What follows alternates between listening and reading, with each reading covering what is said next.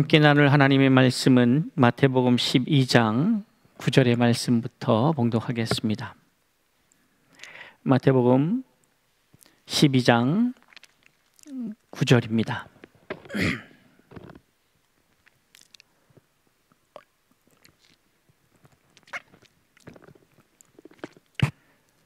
거기에서 떠나 그들의 회당에 들어가시니 한쪽 손 마른 사람이 있는지라 사람들이 예수를 고발하려 하여 물어 이르되 안식일에 병 고치는 것이 옳으니까? 예수께서 이르시되 너희 중에 어떤 사람이 양 한 마리가 있어 안식일에 구덩이에 빠졌으면 끌어내지 않겠느냐? 사람이 양보다 얼마나 더 귀하냐? 그러므로 안식일에 선을 행하는 것이 옳으니라 하시고 이에 그 사람에게 이르시되 손을 내밀라 하시니 그가 내밀매 다른 손과 같이 회복되어 성하더라. 바리새인들이 나가서 어떻게 하여 예수를 죽일까 의논하거늘 예수께서 하시고 거기를 떠나가시니 많은 사람이 따르는지라. 예수께서 그들의 병을 다 고치시고 자기를 나타내지 말라 경고하셨으니 이는 선지자 이사야를 통하여 말씀하신 바 보라 내가 택한 종 곧 내 마음에 기뻐하는 바 내가 사랑하는 자로다. 내가 내 영을 그에게 줄 터이니 그가 심판을 이방에 알게 하리라. 그는 다투지도 아니하며 들리지도 아니하리니 아무도 길에서 그 소리를 듣지 못하리라. 상한 갈대를 꺾지 아니하며 꺼져가는 심지를 끄지 아니하기를 심판하여 이길 때까지 하리니 또한 이방들이 그의 이름을 바라리라 함을 이루려 하심이라. 아멘. 지난주에 이어서 안식일에 대한 이야기를 함께 나누고 있습니다. 안식일을 제정하신 하나님, 그리고 그 안식일에 하나의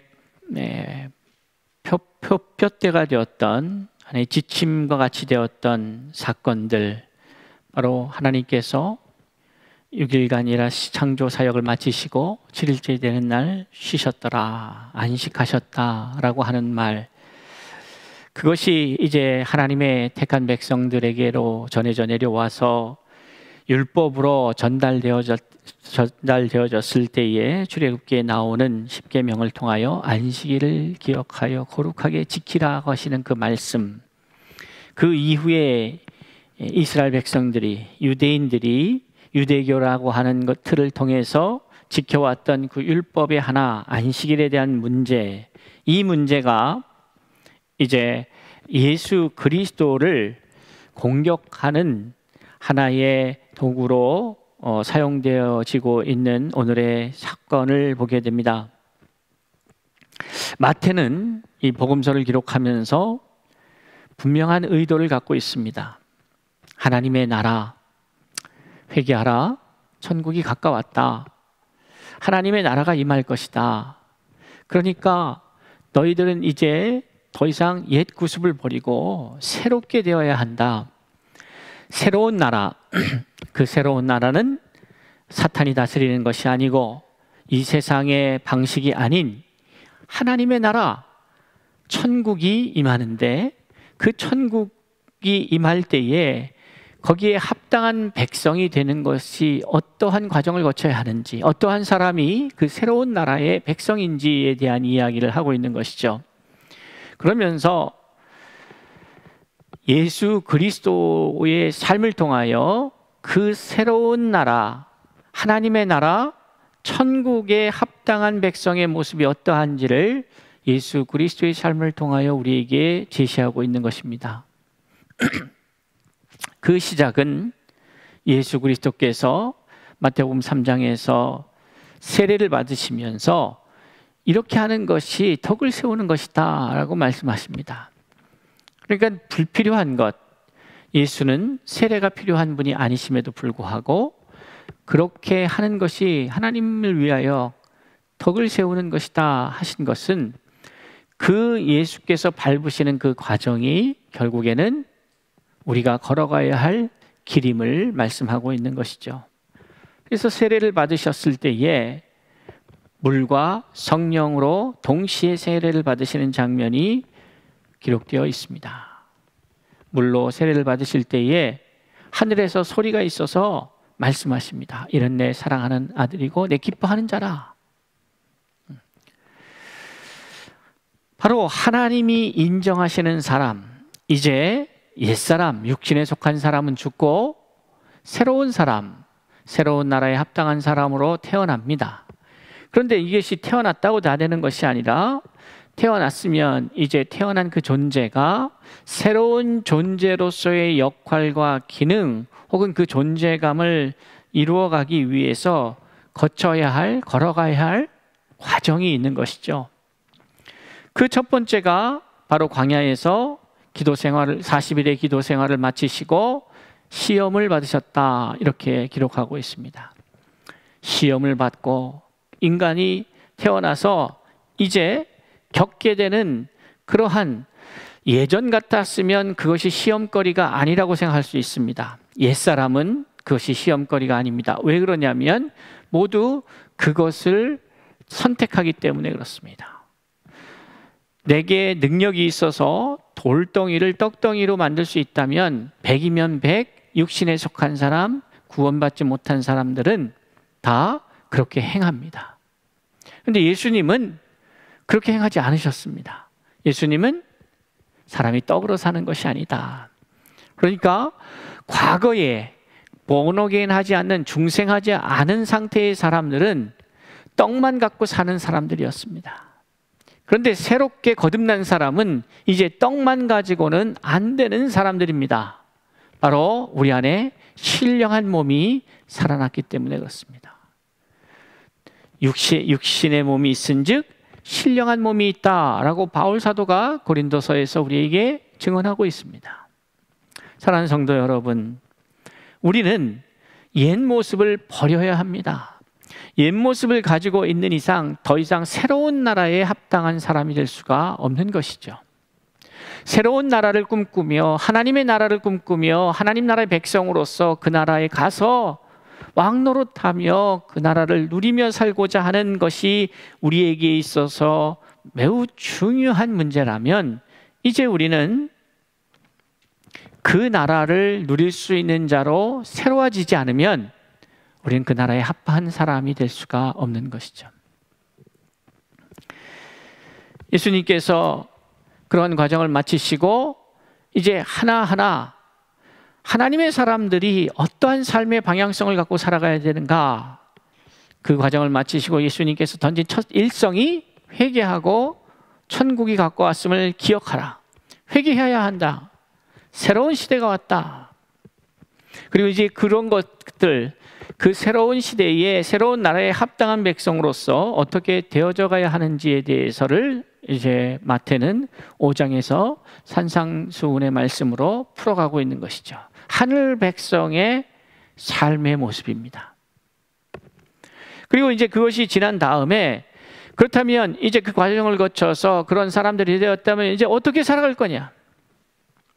세상 사람들은 세상의 방식으로 열심히 일하고 최선을 다하고 긍정적 생각, 마인드를 가지고 긍정의 힘을 가지고 살아가면은, 최선을 다하면 무엇인가 되겠지 하는 삶을 삽니다. 그리고 그 부분에 있어서, 살아가는 데 있어서 우리는 대부분 오감을 사용합니다. 오감을 사용한다라고 하는 것은 철저한 데이터와 철저한 분석, 철저하게 현실에 근거하여서 준비하고 예상하고 예측하는 것이죠. 그리고 방비하는 겁니다. 그리고 대응하는 것이죠. 그런데 그거 갖고 되는 게 아니에요. 가만히 살펴보면 우리는 우리의 일상의 삶을 돌아보면 생각하지도 않았던 일 때문에, 우리가 예측하지도 예상할 수 없는 그러한 일 때문에 많은 변화들이 있음을 잘 알고 있습니다. 그리고 대부분은 우리가 감당하기가 어려운 부분들입니다. 그래서 세례 요한이 예수 그리스도를 인식하는 부분, 세례 요한이 어머니 뱃속에 있으면서 예수가, 태중에 있는 예수가 마리아와 함께 자신의 집을 방문하였을 때에는 반응하였는데, 그가 그리스도인 것을 알고 메시아인 것을 알고 반응하였음에도 이제 그가 인생을, 그 사역을 총정리하고 바로 나보다 뒤에 오는 일을 위해서 예비하는 삶을 살았고, 그 인생을 시작하기 전에 태중에서 그를 알아봤는데 오히려 그가 인생에 와서 사역을 하고 마지막 즈음에 옥에서 제자들을 그리스도에게로 보내서 오시리가 당신입니까? 라고 묻는 것은, 우리가 예수 그리스도, 하나님을 알아가고 예수 그리스도를 알아가고 하는 과정에 있어서 우리의 육신의 오감을 통해서 알 수가 없다는 것, 그것이 아니라 영감이 있어야 되는데, 이 영감이라고 하는 것은 영의 몸이 형성이 돼서 영의 몸이 성장해야 발달할 수 있는 것이에요. 예수님께서 떡으로만 사는 것이 아니라 육에 속한, 떡으로만 살 수 있는 육에 속한 몸만 있는 것이 아니고 하나님의 말씀으로 사는 영의 몸이 있다는 것을 말씀하십니다. 바울이 그것을 증언합니다. 그러니까 우리가 거듭났다라고 하는 것은 죽었던 이 영의 몸이 살아나는 것이죠. 여러분, 진흙과 같은 창세기 1장에서 성삼위일체 하나님께서 회의를 통해서 우리가 우리의 형상대로 사람을 만들자 하시고 그 코에 생기를 불어넣으셨다 그랬어요. 진흙을 빚으사 그 코에 생기를 불어넣으십니다. 육체에 우리가 하나님의 영이 우리를 떠난 그 상태는 진흙과 같은 상태예요. 그냥 육체에 불과한 것이죠. 아무 소망이 없습니다. 짐승과 다를 바가 없는 거예요. 그냥 육신에 속한 자가 되는 거예요. 그런데 그 코에 생기를 불어넣으니까 살아있는 영이 되었다. 생기가, 생명의 기운이 불어넣어질 때에 사는데, 우리가 죽었던, 죄로 말미암아 죽었던 우리가 어떻게 다시 사느냐? 생명의 말씀이 우리 가운데 임할 때에 우리가 다시 살아나는 것이죠. 살아나면 이제 그 생명이 만들어지면 그 생명이 자라가야 합니다. 그러기 위해서는 하나님의 말씀으로 말씀을 먹어야 자라가는 거예요. 먹지 않으면, 듣지 아니하면 자라갈 수가 없는 거죠. 그런 과정 속에서 오늘 우리는 2주 동안 안식일에 대한 이야기를 합니다. 이 안식이 왜 중요한가 말이죠. 사실 우리는 영원한 안식을 꿈꾸며 갑니다. 우리가 예수 믿고 천당, 불신 지옥, 예수 천당 이런 문구들이 결국 핵심은 뭐냐면 우리가 하나님의 나라를 소망한다는 거예요. 하나님의 나라를 가겠다는 거죠. 그 하나님의 나라를 소망하며 가겠다는 의미 속에는 그것에 참된 안식이 있기 때문에 그렇습니다. 이 땅에서는 우리가 참된 안식을 경험하기가 어렵습니다. 경험할 수가 없죠. 그런데 우리가 안식이라는 단어와 안식이 주는 기쁨과 평안함은 어느 정도 아는 것 같은데, 근데 안식이 무엇일까?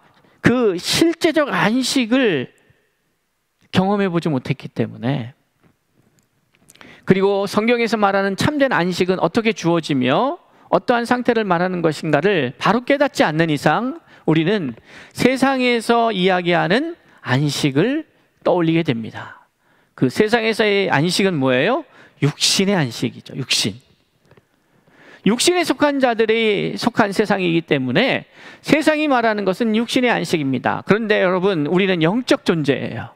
그래서 우리의 영이 힘들면 육신이 편할 수가 없는 거예요. 마음이 심란하면 육신의 평화가 오지 않아요. 그러니까 우리는 성경을 보면서 성경에 우리가 어떻게 태어나게 되었는가, 이 부분, 어떻게 해서 우리가 태어나게 됐는가, 이 부분을 알아야, 어떻게 만들어졌는가를 알아야 우리가 어떻게 참 안식을 누릴 수 있는가를 알 수가 있는 것이죠. 우리는 하나님의 말씀으로 창조되었습니다. 하나님으로부터 나왔습니다.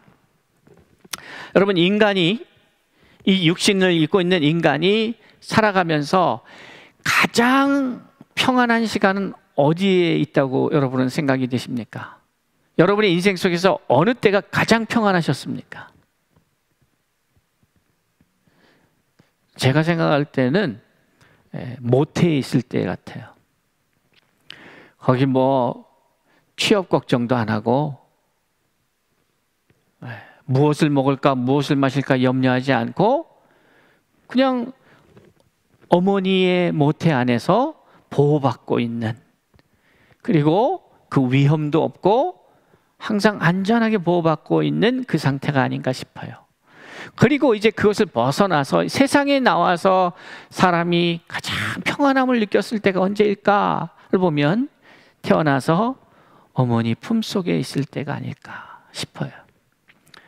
자기가 이제 독립하겠다고 자라서 이제 내 마음대로 살겠다고 나가면서 인생의 불행은 시작되지 않는가 싶을 정도로 우리의 인생은 참으로 참 안식을 누리며 살아간다고 하는 것이 쉽지 않은 인생입니다.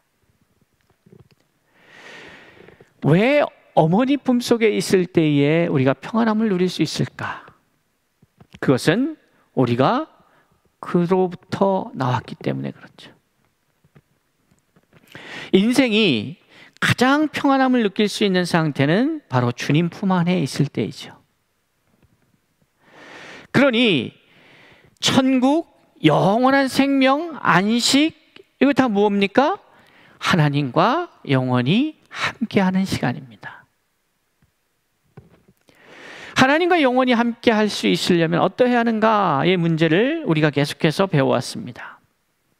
그러면서 오늘 우리가 함께 좀 배우고자 하는 것은 지난주에 이어서 이 안식이 뭐냐, 이 안식의 참된 의미가 무엇이고 안식일의 주인은 무엇이냐. 지난 시간에 제가 안식일의 주인은 그것을 누리는 자다 이렇게 말씀드렸습니다. 아니, 안식일의 주인이 누구냐? 그것을, 안식일을 누릴 수 있는 자가 주인인 거죠. 그럼 어떠한 자가 누릴 수 있느냐 이 말이에요. 어떤 자가 누릴 수 있느냐? 하나님과 함께 할 수 있는 자. 여러분, 안식일이 우리가 일반적으로 생각할 때에 안식일은 우리를 위한 겁니까? 하나님을 위한 겁니까?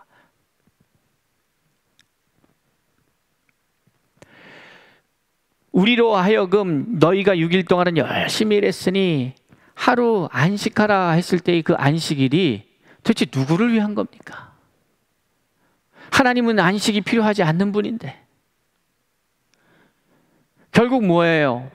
하루를 쉼을 통해서 충전하고 회복하고 그리고 또 한 주를 계획하고 희망 가운데에서 그 내일에 대한 설렘 속에서 살아가는 것, 누구를 위한 안식일이에요? 나를 위한 거죠. 하나님이 나를 위해서 안식하라는 거예요.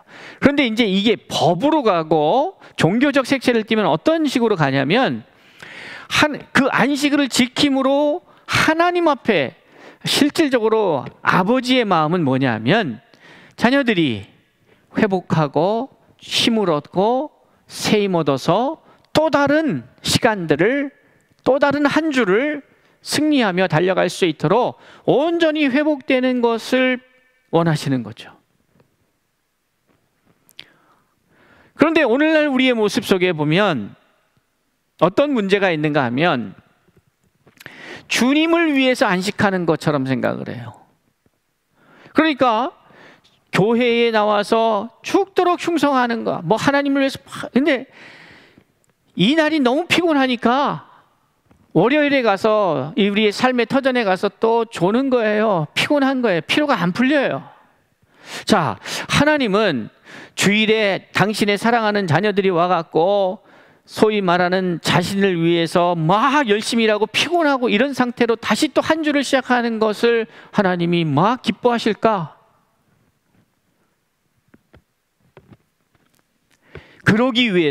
그러기 위해서 이 안식일을 제정하셨는가? 아니죠. 하나님은 우리를 회복하시기 위해서요. 쉼을 통해서. 그런데 사람은 어느 때 회복되느냐 이 말이에요. 바로 하나님을 만날 때 회복되는 거예요. 하나님과의 깊은 사귐과 교제와 사랑 나눔이 있을 때에 사람이 회복되는 거예요.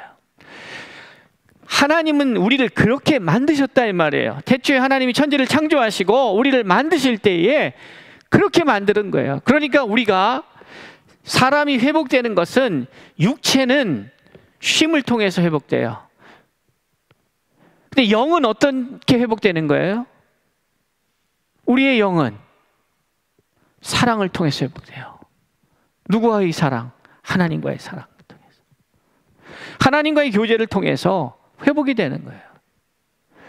그게 회복이 돼야 우리의 영이 회복되고 우리의 영이 안정하고 우리의 영이 풍성할 때에 우리의 육체가 회복되고 건강하게 내일을 준비하는 거예요. 그런데 당시의 유대인들은 이 안식일의 참 의미를 생각하지 않고 지키는 거예요. 그러니까 예수님께서 이러한 안식일 공격, 이런 안식일에 얼마나 사탄은 열심히 일하는지 몰라요? 안식일을 통하여서 예수를 공격합니다. 그때에 인자는 안식일의 주인이라 지난 시간에 말씀드렸습니다. 그래서 인자라고 하는 것이 예수 그리스도만을 말하는 것이 아니에요. 하나님의 자녀들이지. 이거를 율법적으로만 보면, 종교적으로 보면 예수 그리스도를 믿음의 저 대상으로만 놓고 보면, 그러니까 이게 이렇게 됩니다. 인자가 안식일의 주인인 예수 그리스도. 그러면 우리는 안식일의 주인인 예수 그리스도만을 위해서 일을 해야 합니까? 그게 하나님이 원하시는 겁니까? 그게 아니죠. 여기서 인자는 예수가 보여주시는 거예요.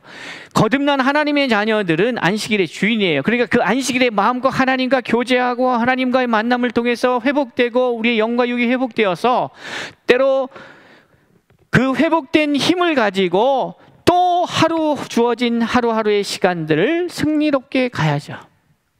그게 주인의 모습이죠. 안식일을 마음껏 누릴 수 있는 것이 그 주인인데 누가 그렇게 할 수 있느냐?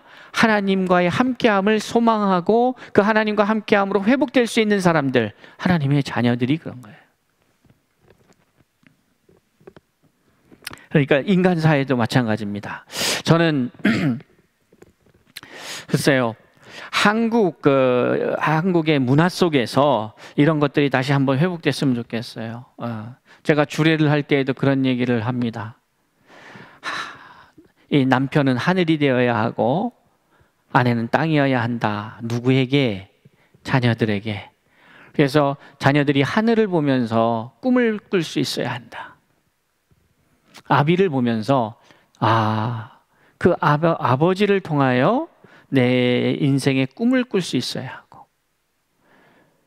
자꾸 아래를 보게 하지 않고 저 위를 바라보며 나가게 하고, 어머니를 통하여서 모든 내가 꿈을 이룰 수 있는 영양분들을 다 공급받고.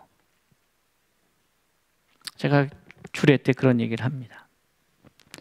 여러분, 우리는 하나님의 뜻 안에서, 하나님의 계획 안에서 이 땅에 태어났습니다. 그렇기 때문에 하나님의 뜻대로 살아갈 때에 가장 완벽하고 행복하고 힘있게 살아갈 수 있도록 만들어졌다는 거예요. 물건을 만들 때에 이 제작자의 의도가 이 안에 기능적으로 다 담겨져 있게 되어 있습니다. 그렇지 않습니까?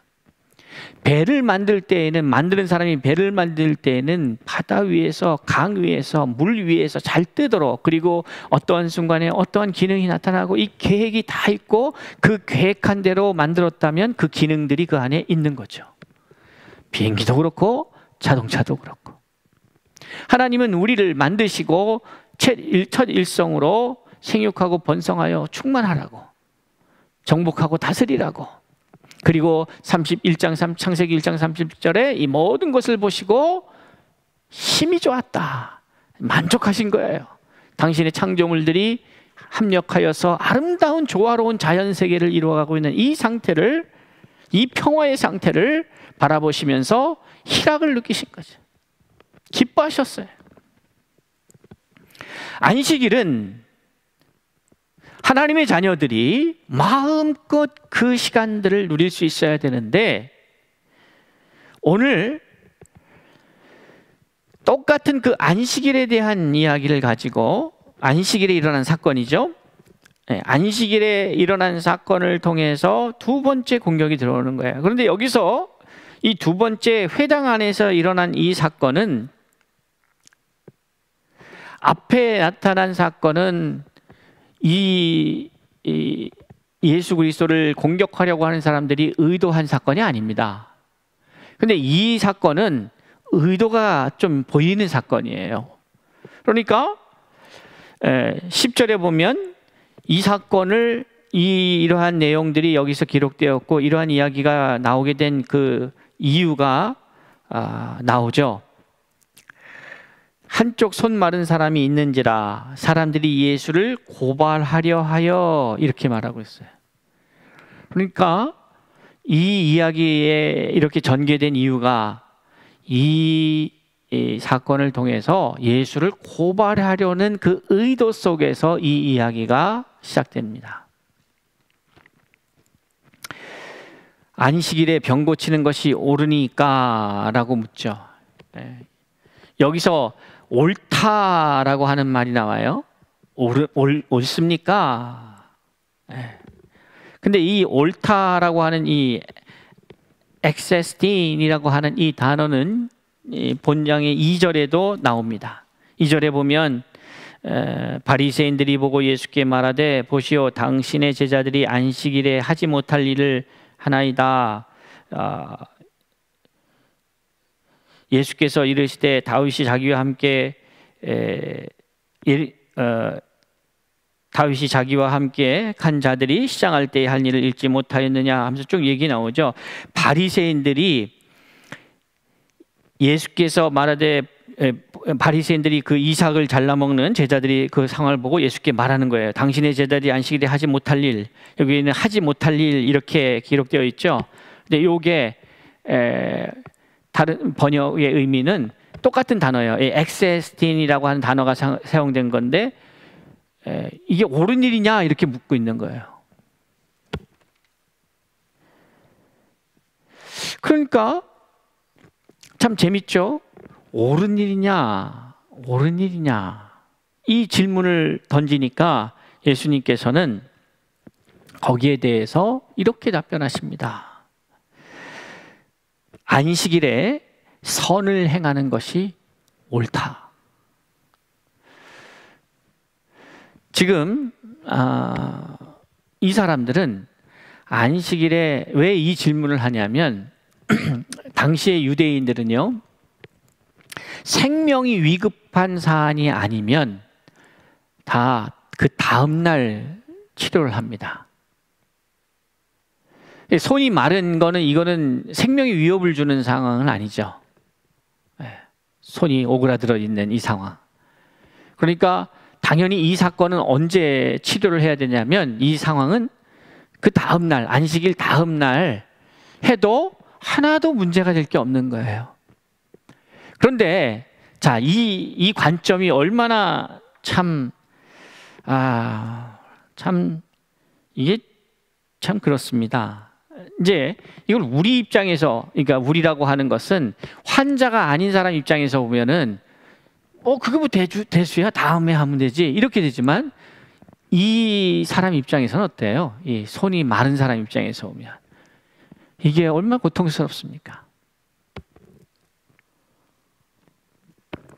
그러니까 이 사람들, 예수를 고발하려고 하는 사람들은 예수 고발이 목적이지, 이 환자가 고침을 받고 안 받고는 그건 중요한 문제가 아니에요. 고칠 수도 없으니까. 여러분, 결국 이 대화 속에서, 이 상황 속에서, 이 사건을 통해서 우리가 생각해야 될 게 뭘까? 예수님과 이 사람들의 가장 극명한 차이는 뭡니까? 이 사람들은 이 손 마른 사람 이 사건을 통해서 예수를 고발하려는 게 목적이에요. 그런데 그러니까 그것 자체가 되게 악하잖아요. 안식일에 이 사람들은 지금 악한 일을 하고 있어요.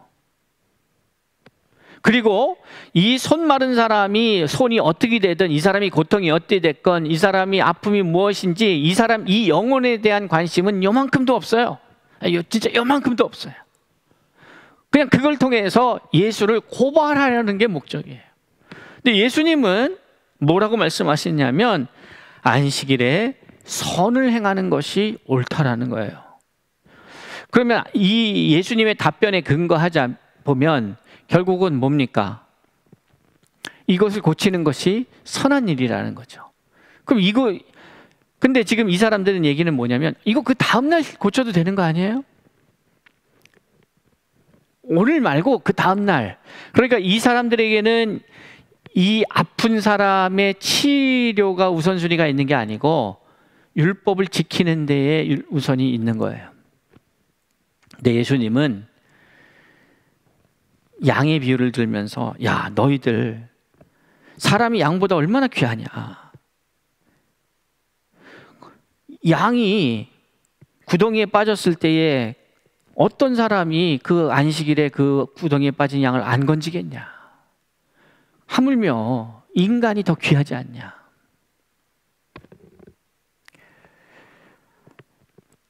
하나님의 사람들은요, 안식일에 선을 행하는 자들이라는 거예요. 영혼을 귀하게 여길 수 있는 사람이어야 한다는 거예요. 그리고 그러한 사람이 안식을 누릴 수가 있는 거예요. 지금 안식일에 선을 행하는 것은 안식일을 누리는 겁니까? 아니면 안식을 못하는 겁니까? 안식을 누리는 거예요. 왜 그런지 아세요? 안식의 정의가 뭐라 그랬어요? 하나님의 사람이 하나님과 함께 하는 것. 어려운 사람, 필요가 있는 사람, 급한 사람, 도움이 필요한 사람을 도울 때에 거기에 누가 계셔요? 하나님의 역사가 있는 거예요. 우리는 하나님을 저 위에다가 모셔놓고 저기서 못 내려오게 하는 것 같아요. 이 더럽고 추악한 세상에 오지 마시고 그냥 거기 계시고 우리가 예배하고 우리가 헌금하고 우리가 뭐 영광을 돌리면 거기서 그냥 받으시면 되는 존재로 만들어버리고 있지 않은가. 하나님은 그 긍휼하심을 가지고 우리 가운데 오셔서 우리와 함께 하시며 우리의 아픔을 하시고, 누가 안식일의 주인입니까? 안식일을 누리는 자인데. 어떠한 자가 안식을 누리냐? 하나님과 함께하는 자인데. 하나님과 함께하는 것이 안식인데 어떠한 자가 하나님이 함께하는 자예요? 바로 영혼을 사랑하는 자예요. 예. 제가 아주 흥미로운 말을 최근에 듣고 참 이 사람이 나름대로 깨달음을 가지려고 하는구나, 깨달음이 깊다라고 생각하는 분이 있어요. 최근에 제가 한 그 문장을 봤는데, 그 라디오에 나와서 인터뷰하는 도올 김용옥 선생이 인터뷰하는 과정에서 이런 글이 제 눈을 사로잡았어요. 인간을 사랑할 때에 하나님이 나타난다, 이렇게 표현을 했어요. 인간이 인간을 사랑할 때에 인간과의 사랑 속에 하나님이 등장한다. 이건 매우 어려운 이야기이기도 하지만 의미 있는 이야기입니다. 왜 하나님께서 하나님을 사랑하고 이웃을 사랑하라고 하셨는가? 우리가 생각해 봐야 해요. 사람을 사랑하지 않으면서, 보이는 형제를 사랑하지 아니하면서 보이지 않는 하나님을 사랑한다 하지 말아라. 참 많은 생각을 갖게 합니다. 여러분, 안식일은 지키는 게 아니라 누리는 거예요. 안식일을 지키는 이유는 안식일을 누리기 위해서예요. 그러니까 처음에는 이 안식일을 누릴 수 있는 존재가 아니까 지켜야 해요. 저의 율법에 대한 생각은 그렇습니다. 구약에 대한 생각은 그렇습니다. 신약을 지나온 사람의 입장에서 구약에 대한 생각은 구약을 통하여 신약으로 가는 거예요. 그러니까 구약을 연습해야 신약을 누릴 수가 있는 거예요. 기초가 돼야 뭘 모를 때는 배워야 돼요. 그냥 숙제해야 돼요. 하라면 그냥 해야 돼요. 그 의미와 상관없이. 네. 더하기 뺄셈 하라 그러면 해야 돼요. 그것을 익숙해지면 이제 더 많은 수학 문제들을 풀어갈 수 있는 기초가 되는 거예요. 성경에 나오는 율법은, 성경에 나오는 하나님께서 우리에게 지시하신 이 말씀은 그것의 가치라는 얘기가 아니라 그거를 훈련하고 연습하고 내 것 삼아서 그것을 기반으로 해서 누리라는 거예요. 여러분에게. 오늘 안식일을 통해서 우리가 생각해야 합니다. 안식일은 지키는 것이 아니라 누리는 것이다. 누리면 지키는 것보다 그것이 더 한 수 위의 이야기예요. 하나님의 나라는 희락의 나라입니다. 우리가 신앙생활하면서 희락이 없어진다면 그것은 잘못하고 있는 거예요. 우리가 11조 생활하면서 희락이 없으면 그거는 내가 영적 상태가 잘못되어 있는 거예요. 내가 헌금 생활하면서, 내가 기도 생활하면서, 내가 주일 지킨다, 뭐 예배 생활, 그러니까 신앙 생활을 하면서 희락이 없다? 그러면 그거 좀 잘 못하고 있는 거예요. 여러분 안에 하나님을 만나는 것이 기쁨이 되어야 합니다. 그러기 위해서는 하나님과 나의 생각이 맞춰져야 돼요. 맞아야 돼요. 이 생각이 맞아야, 같아야, 마음이 같아야 만나도 반가운 거예요. 생각이 틀린 사람을 만나면 불편하고 힘들어요. 그 생각이 뭐예요? 하나님의 생각이 하나님의 말씀이죠. 그러니까 하나님의 말씀을 가까이 하고 하나님 말씀과 내가 긴밀히 사귐이 있을 때에, 그래서 다윗이 고백하는 것처럼 송이 꿀송이보다도 답니다. 이런 관계가 되면 어떻게 돼요? 하나님이 기쁜 거죠. 여호와를 기뻐하는 것이 우리의 힘이 되는 거죠. 사랑하는 성도 여러분, 마태는 이 예수님의 이 삶을 통해서 우리에게 오늘 말하고 있는 거예요. 예수님은 안식일을 누리신 분이에요. 그리고 그 삶을 우리에게 보여주시면서 너희가 하나님의 자녀라면 너희 또한 주인이요 누리는 자가 되어야 한다 말씀하시는 거죠. 그러한 우리 충신교회, 우리 코디엠교회 성도들이 됩시다. 하나님의 율법은 지키는 것을 넘어서 누리는 자가 되어야 합니다. 누리면 거기에 기쁨이 있어요. 부흥은 회복과 누림, 그것을 통해서 결국 넘쳐나는 거예요. 내가 회복이 되고 내가 그 상황을 누리기 시작하고, 그리고 그 결과를 통해서 나를 통한, 이제 더 이상 나만의 문제가 아니라 누림까지는 나의 문제예요. 그런데 내가 이것을 누리기 시작하면은 풍성해져서 넘쳐서 결국 어떻게 되느냐? 흘러가게 되어 있고, 이것이 많은 사람들을 유익하게 하는 힘이 있는 것이죠. 서울중심교회는 지금 제가 와서 강조했던 게 그거 같습니다. 회복되어져서 누리는 데 단계까지, 지금 이제 누리는 단계를 누리고 있다. 이제 넘쳐 흘러가는 시대가 올 거다. 넘쳐 흐르는 사람에게는 기근이 없잖아요.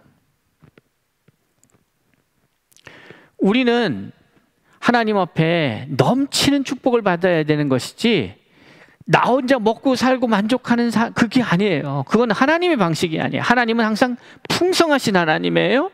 충만하신 하나님이에요. 넘치는 하나님이에요. 그게 하나님의 DNA라고 지난 주일날 제가 설교의 말씀을 통해서 나눴죠. 여러분, 그러니 믿으십시오. 하나님은 풍성하시고 충만하신 하나님이시고 넘치게 하시는 하나님입니다. 우리가 생각하는 것보다, 희망하는 것, 꿈꾸는 것보다 더 넘치도록 행하실 능력의 하나님이시다는 사실을 믿고, 하나님 나로 충만케 하옵소서, 나로 풍성케 하옵소서, 내 심령이 넘쳐서 흘러서 내 이웃을 적시게 하여 주옵소서. 그것이 우리의 모습이어야 하죠. 그런데 넘치는 사람이 내가 갈급하면 어떻게, 여기가 가물어 있으면 그건 말이 안 되는 얘기잖아요. 내 배에서 넘쳐야 되는 거니까 항상 흘러나야 되는. 그래서 저는 예수 그리스도께서 그 당신에게 주어진 시간 속에서 시간들을 어떻게 누리셨는가, 그리고 여기에 또 하나의 비밀은 바로 생명입니다. 결국 회복되고 낫고 이 모든 게 뭐예요? 살아있다라는 거예요. 살아있는 거예요. 죽은 자는 회복이 안 돼요. 회복이 돼야 돼요. 회복되면 회복으로 그치는 게 아니라 회복된 상태에서, 정상적인 상태에서 그 시간들을 즐기고 누리고 하게 되죠. 그러면 결국 그것이 넘치게 되어 있다. 오늘 안식일의 주인이 누구냐? 누리는 자가 주인인데 어떠한 자가 누릴 수 있는가? 하나님의 자녀들이 누릴 수 있다. 하나님의 자녀들이 주인이 되어서 이것을 누린다고 하는 것은 선한 일을 행하는 것이다. 그리고 그것은 생명과 관계가 있다 하는 사실을 우리가 기억하면서, 여러분 안에 있는 그리스도의 생명력이, 이것이 차고 넘쳐서 여러분에게만 기쁨이 아니고 여러분과 함께하고 있는 모든 이들에게 그 생명의 영향력들이 흘러나기를 주의 이름으로 축복합니다. 하나님이 우리에게 주신 율법은 지키는 것을 넘어서 누려야 되는 것이고, 누리기 시작할 때에 넘치게 되는 역사가 나타날 것을 우리가 믿고 그것을 누리는 우리 서울중심교회와 코디엠교회 성도들 다 됩시다. 기도하겠습니다. 아버지 하나님, 감사합니다. 우리에게 인생을 허락하여 주셔서 살아갈 수 있는 기회, 힘, 능력 주신 것 감사합니다. 아버지 하나님, 마음껏 이 인생의 기회를 누리게 하여 주옵소서. 그러다가 우리에게 회복이 필요하고 힘이 필요할 때에 주님과의 깊은 만남을 통해서 회복되게 하시고 누리게 하시고 넘치게 하셔서 부흥을 경험케 하여 주옵소서. 그리하여서 서울중심교회를 통하여, 코디엠교회를 통하여, 믿음의 사람들을 통하여 세상의 생명이 회복되는 역사가 있게 하여 주옵소서. 감사드리오며 예수님의 이름으로 기도드리옵나이다.